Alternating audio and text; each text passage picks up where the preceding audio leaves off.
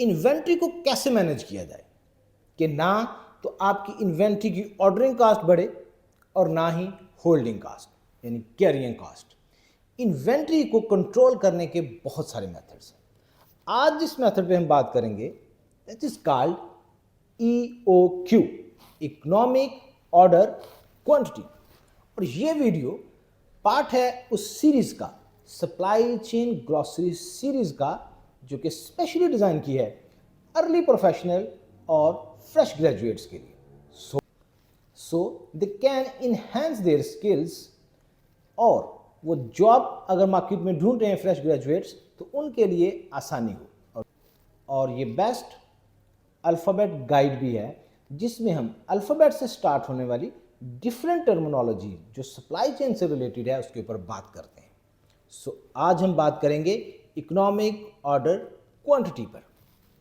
If you haven't subscribe this channel, please subscribe and don't forget to press the bell icon so you may get updated videos on Lean Six Sigma supply chain and productivity at earliest. I am Waqas Ali, Lean Six Sigma supply chain and productivity professional, consultant and trainer. Let's move to EOQ. Economic order quantity basically inventory management का एक ऐसा principal है, एक ऐसी quantity को आपने set रखना है कि जिसमें आपकी इन्वेंट्री होल्डिंग कॉस्ट और आपकी जो ऑर्डरिंग कॉस्ट है, यानी आपकी होल्डिंग कॉस्ट जिसे हम कैरिंग कॉस्ट भी कहते हैं और आपकी ऑर्डरिंग कॉस्ट जो है वो बराबर हो। समटाइम आप इतने ज़्यादा ऑर्डर प्रोसेस करते हैं कि आपकी ऑर्डरिंग कॉस्ट ज़्यादा हो जाती है और सम टाइम आप इतने लार्ज ऑर्डर्स मंगवा लेते हैं कि आपकी ऑर्डरिंग कास्ट तो कम हो जाती है बट आपकी कैरिंग कॉस्ट या होल्डिंग कास्ट इंक्रीज हो जाती है। So this is the term economic order quantity. ये एक ऐसा पॉइंट है जो डिटरमिन करता है कि आपने कितना ऑर्डर करना है, जिसके ऊपर आपकी ऑर्डरिंग कास्ट और आपकी होल्डिंग कास्ट दोनों इक्वल हों। सो सबसे पहले हम देखते हैं कि ऑर्डरिंग कॉस्ट क्या है।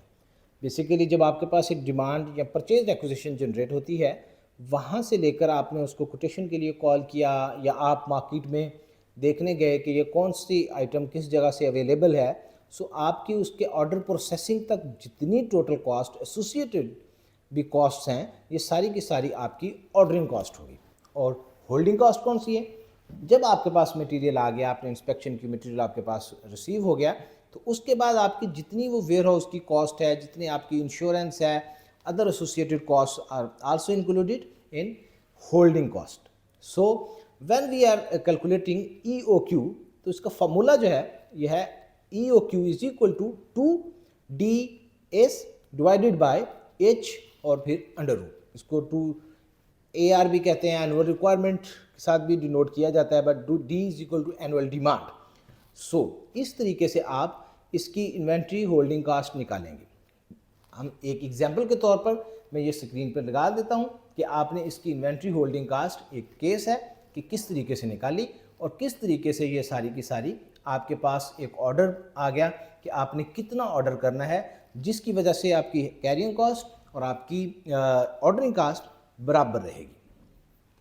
इस फार्मूले में 2 न्यूमेरिकली वैल्यू है, D is equal to annual demand, और जो आपका S है ये आपकी ऑर्डरिंग कॉस्ट है और डिवाइडेड बाय H जो होगा वो आपकी होल्डिंग कॉस्ट होगी। इसमें फिर होल्डिंग कास्ट में सम टाइम आप उसमें जो आपकी cost plus percentage of interest वगैरह वो भी है, बट आप इसको थोड़ा सिंपल या आप देख रहे हैं कि हमने इसको एग्जाम्पल से सॉल्व किया है, आप इस तरीके से इसकी ऑर्डरिंग कास्ट निकाल सकते। अब हम अगर बात करें EOQ के बेनिफिट्स पे, तो सबसे पहले ये ओवरऑल इन्वेंट्री की जो टोटल कास्ट है उसको ये बैलेंस करती है by balancing holding and ordering cost. इसके साथ साथ ये आपका इम्प्रूव कैश फ्लो को ये इम्प्रूव कर रही होती है टू अवॉइड एक्सेस ऑर्डरिंग, या आप एक्सेस इन्वेंट्री स्टोरेज कह सकते हैं, दोनों चीज़ों को ये अवॉइड कर रही होती है। सो इसी तरीके से ये कंसिस्टेंट प्रोडक्ट की अवेलेबिलिटी को भी इंश्योर करती है कि आपके वो ऑर्डर्स का जो साइकिल टाइम या ऑर्डर्स आप प्रोसेस कर रहे हैं उसका जो टाइम है वो इस तरीके से हो रहा होता है कि आपके पास हर वक्त वो मटेरियल अवेलेबल होता है।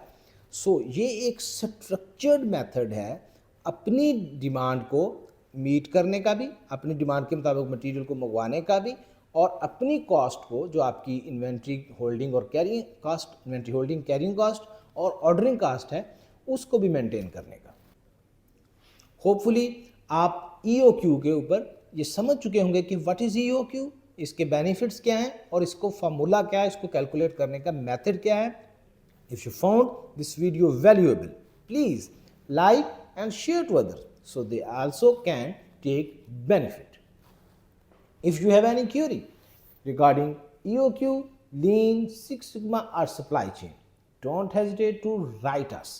Please write us so our experts can respond you at earliest. Stay connected to watch the complete series, Supply Chain Glossary series.